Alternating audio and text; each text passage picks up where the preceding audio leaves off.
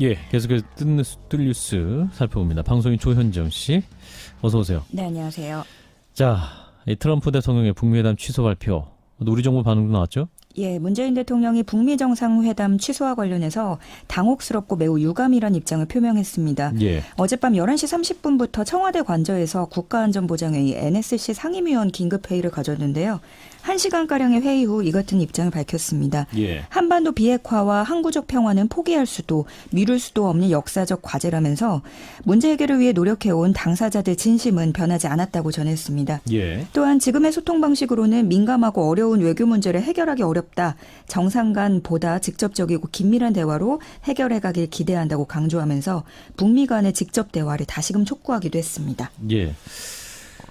이번 주에 한미 정상회담이 있었는데, 네. 자, 이런 상황도 전혀 지금 예측을 못한 이 상황인 것 같습니다. 예. 또 잠시 후에 또 관련 내용도 짚어보고, 북한은 그러나 약속대로 풍계 핵실험장을 폐기를 했습니다. 네, 트럼프 대통령의 북미 정상회담 취소 발표 12시간여 전입니다. 예. 어제 오전 11시 4개 지하 갱도 가운데 이미 못 쓰게 된 1번 갱도를 제외하고 나머지 3개 갱도를 차례대로 폭파시켰습니다. 과거 5차례 핵실험이 이루어졌던 곳입니다. 2번 갱도와 또 그 핵실험 관측소를 폭파하면서 시작을 했고요. 예. 이후 오후 2시 17분에는 아직 핵실험이 이루어지지 않은 곳 4번 갱도 그리고 금속을 가공하는 단야장을 폭파했습니다. 예. 또 30분 뒤에는 생활동과 본부 등 5개 건물을 연속 폭파했고 이후에 오후 4시에는 나머지 3번 갱도 그리고 막사 2개 동을 폭파함으로써 풍계리 폐기를 마무리했습니다. 당시 참관했던 영국 스카이뉴스 기자는 갱도 폭파 직후에 거대한 폭발을 몸으로 느낄 수 있었다면서 당시 상황을 전했는데요. 이렇게 폭발을 마무리하고 그 후에 우리 정부는 북미 정상회담 성공적 개최를 지원하겠다고 환영했는데 예. 이 환영 성명 이후에 1시간도 지나지 않아서 이렇게 미국에서 취소 소식이 날아들었으니 충격의 여파는 매우 큽니다. CNN 등에 따르면 폭파가 갱도를 다시 사용 못할 정도로 파괴한 건지 단지 제한적인 손상만 가했는지는 불투명하다고 보도를 했는데요. 예. 어쨌든 북한으로서는 억류자들을 풀어주고 핵실험장까지 폐기했는데 갑자기 취소가 날아온 입장입니다.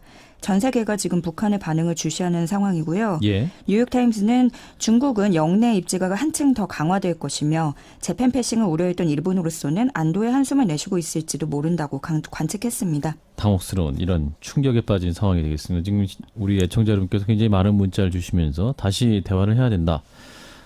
북미 정상 재개를 촉구하는 문자를 많이 보내주고 계시네요. 예, 지금 온라인도 충격에 빠졌습니다. 어젯밤부터 분위기가 안 좋은데요. 예. 앞으로의 정세에 대한 걱정도 좀 많이 보이고 외부로부터의 여파를 고스란히 받는 것에 대한 그런 무력감도 많이 느껴졌는데요. 우리의 평화는 우리끼리 해결하고 싶다 이런 의견이 많이 보입니다. 예.